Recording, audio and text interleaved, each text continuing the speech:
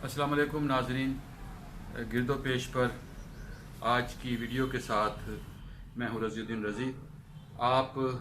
हमारी ये वीडियो रोज़ाना शाम 5 बजे देखते हैं। आपने अगर गिरदो पेश अभी तक सब्सक्राइब नहीं किया तो अज़राह करम इसे सब्सक्राइब कीजिए और बेल आइकन को क्लिक कीजिए ताकि आपको हमारे अपडेट्स पहुँचते रहें। आज गुफ्तगू करना चाहता हूँ तारीख़ के उन बहुत सी कहानियों पर जो वक्त गुज़रने के बाद मंजर आम पर आती हैं और बाज़ औक़ात इतनी तल्ख़ होती हैं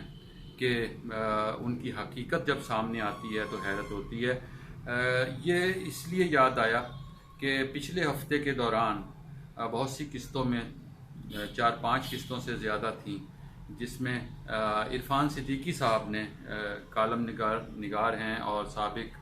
सदर रफ़ीक तारड़ के साथ काम कर चुके ईवान सदर में, वो बहुत से यानी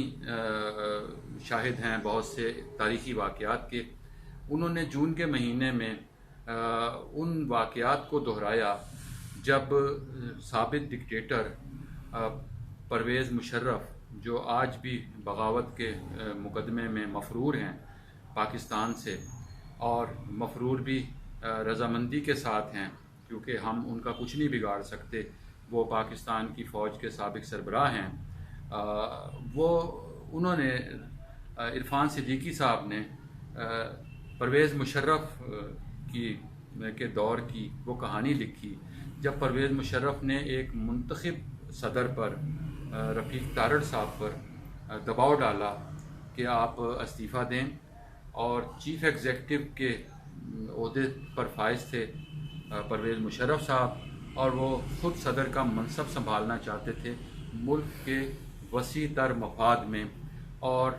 वो कहानी पढ़ने से ताल्लुक़ रखती है, मुख्तलिफ़ किस्तों में शाये हुई, मीडिया पर भी मौजूद है। उसमें हमें एक दिखाई देता है कि बज़ाहिर हमने रफ़ीक तारड़ साहब को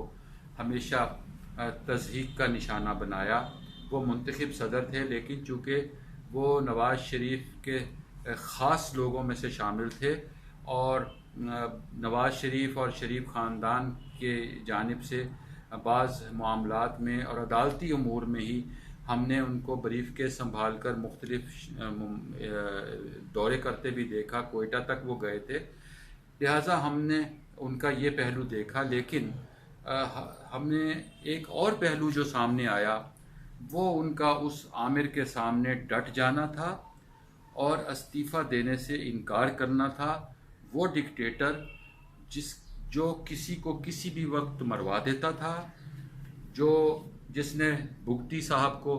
कत्ल किया,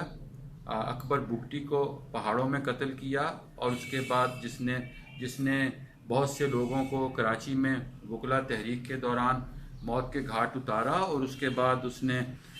इस्लामाबाद की सड़कों पर आकर मुक्का लहराया और बताया कि ये है अवाम की ताकत।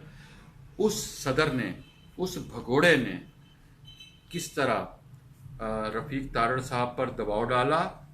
ख़ुद भी अपने जर्नैलों के ज़रिए भी, और 2-3 दिन तक ये सारा अमल जारी रहा और उसमें रफ़ीक तारड़ साहब ने इनकार किया। हमने बहुत से इनकार देखे हैं, पढ़े हैं, बहुत से इनकार मारूफ हैं, लेकिन रफ़ीक तारड़ साहब का ये इनकार तारीख़ में उस तरह हिस्सा नहीं बना जिस तरह उसे इरफान सिद्दीकी साहब ने हिस्सा बना दिया।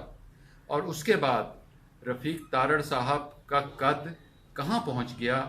और उसके बाद वज़ीर आज़म अपना परवेज़ मुशर्रफ का मनसब संभालना, उस मौके पर जश्न, और उस मनसब संभालते वक्त इरशाद हसन ख़ान उस वक्त के चीफ़ जस्टिस का रवैया, और उस चीफ़ जस्टिस ने किस तरह बाद में मराहत हासिल की, फिर इलेक्शन करवाए, और फिर वो इलेक्शन कमिश्नर भी बने, चीफ़ इलेक्शन कमिश्नर भी बने। ये सब कुछ जिस तरह तारीख़ का हिस्सा बना इरफान सिद्दीकी साहब के ज़रिए, वो न सिर्फ ये कि हैरान कुन है बल्कि ये सवालात भी उठाता है कि क्या अदलिया कोई ऐसा इक़दाम भी कर सकती है कि जिसमें किसी गद्दार को, किसी भगोड़े को वापस लाया जा सके, इसे उसकी गैर मौजूदगी में सज़ा दी गई और फिर उस सज़ा को कलअदम करार दिलवाया गया। क्या उस भगोड़े को वापस पाकिस्तान लाया जा सकता है? और क्या अदालत अगर अपने अंदर एहतसाब के किसी अमल को देख रही है तो क्या इरशाद हसन खान जैसे जजों को भी का भी एहतसाब हो सकता है कि उन्होंने कैसे बंदूक के सामने, लेकिन इरशाद हसन खान खुद कह चुके हैं कि बंदूक बहुत ताकतवर होती है और ताकतवर के सामने कोई भी मुज़ाहमत नहीं कर सकता। लिहाजा ये फ़ैसले फिर हमें तारीख़ पर छोड़ने होंगे कि ऐसे लोगों के बारे में तारीख़ का फ़ैसला ही हतमी फ़ैसला होता है।